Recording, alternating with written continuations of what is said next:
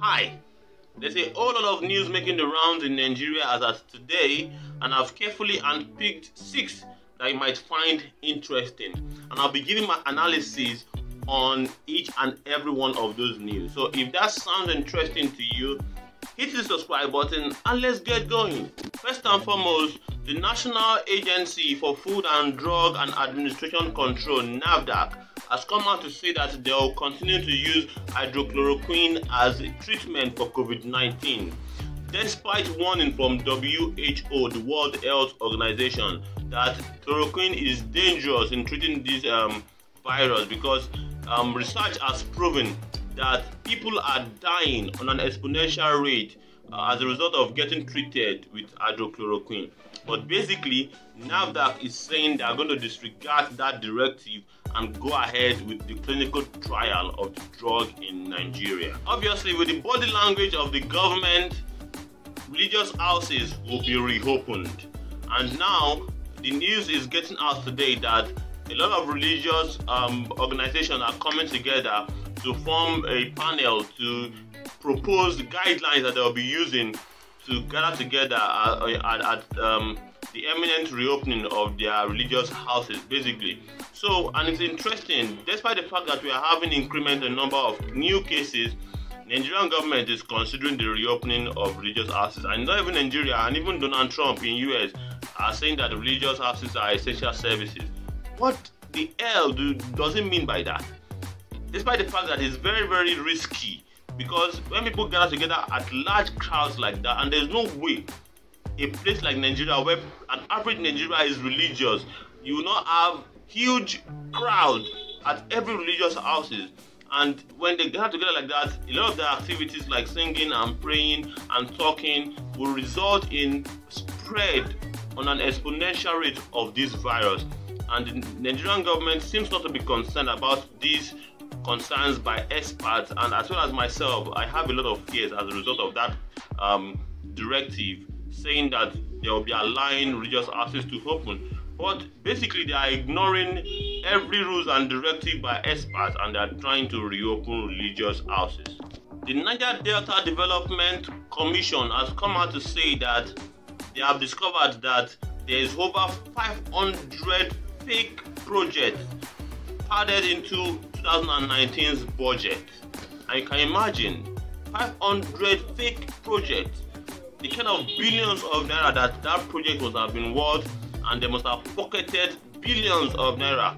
And it speaks to the degree of corruption in Nigeria, and not just from the federal government but from regions like Niger Delta that has been impoverished and there's a lot of environmental degradation in that part of the country, but yet the political elite in that area are not helping matters at all, meaning that government has been pumping billions to that region and they have been pocketing it, and people in that region are suffering. Extreme suffering is in that region, and yet they are discovering 500 new fake projects that have been padded into the past budget. And another news, an unfortunate case between the Nigerian army and a particular young man that one of the Nigerian army shot, and the person is demanding for damages worth 1 billion naira as a result of that action of stray bullets, basically. So the story is that some part of the Nigerian army, their personnel were assigned to a particular area to guide a particular area, but unfortunately the officers went about to do their own personal duties. Someone employed them to come and reprimand someone on his behalf, which is particularly unprofessional. But yes, as a result of doing the bidding of that person that hired them, they fired a stray bullet that actually hit a young man, and that resulted into the amputation of his leg. So the person is demanding for a compensation of 1 billion naira. But unfortunately, Nigerian army has issued a letter in response to that they are not going to pay that money, basically. And it seems as though this case will be swept under the carpet, and it's very, very sad. And on a lighter note, the news had it that a groom-to-be actually impregnates his ex as a result of lockdown. Here's what happened.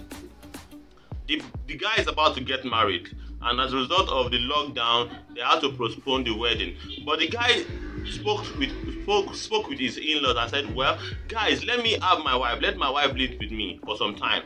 And after lockdown, then we can settle, or I can even settle you guys, pay all the bride price, and let me have my wife without the parties.